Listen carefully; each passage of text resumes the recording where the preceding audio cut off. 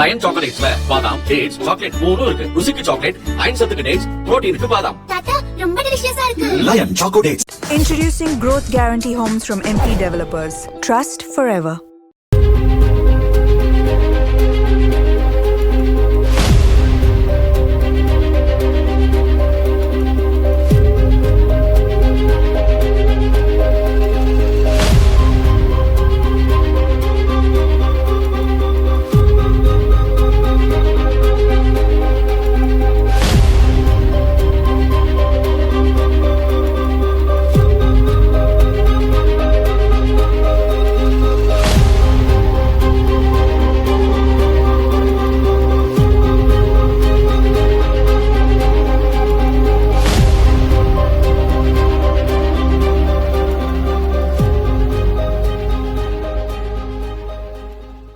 வடசென்னையில் எண்ணெய் சுத்திகரிப்பு நிலையங்கள், ரசாயன ஆலைகள் உள்ளிட்ட தொழிற்சாலைகள் செயல்படுகின்றன. இவற்றில் தேங்கும் கழிவுகளை அத்துமீறி அருகே உள்ள பக்கிங்ஹாம் கால்வாயில் வெளியேற்றுகின்றனர்.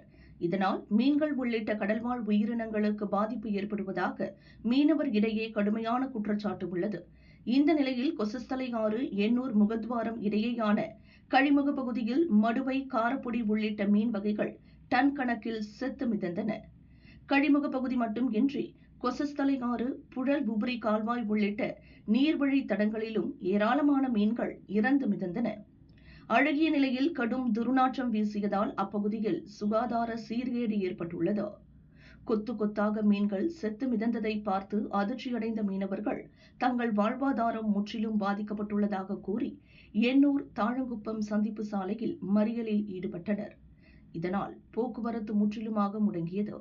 தகவல் அறிந்து அங்கு வந்த திருவொற்றியூர் தாவேக எம்எல்ஏ செந்தில்குமார், மீன்வளத்துறை அதிகாரிகள் மற்றும் போலீசார் மீனவர்களிடம் பேச்சு நடத்தினர்.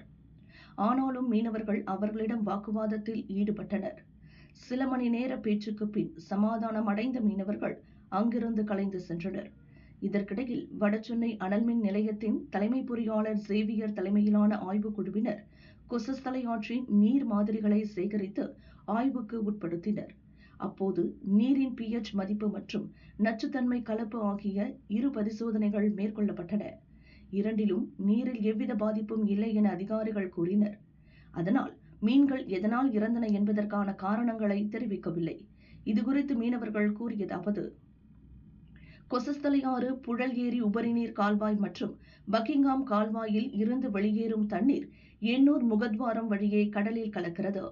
முகத்வாரத்தை நம்பி எண்ணூரின் நெட்டுக்குப்பம், தாழங்குப்பம், முகத்வார குப்பம், எண்ணூர் குப்பம், காட்டுக்குப்பம், சிவன்படை வீதி குப்பம் உள்ளிட்ட 8 மீனவ கிராமங்களைச் சேர்ந்தோர் பிழைப்பு நடத்தி வருகின்றனர்.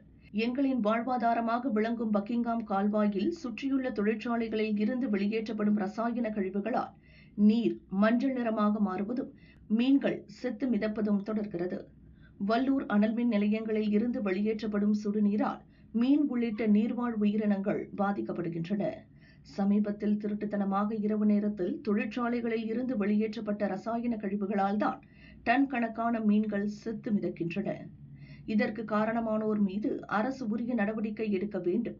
மீன்கள் இறப்பால் தொழில் செய்ய முடியாத சூழல் உள்ளது. எனவே மாற்று வேலைவாய்ப்பு மற்றும் இழப்பீடு வழங்க வேண்டும் என கூறினர்.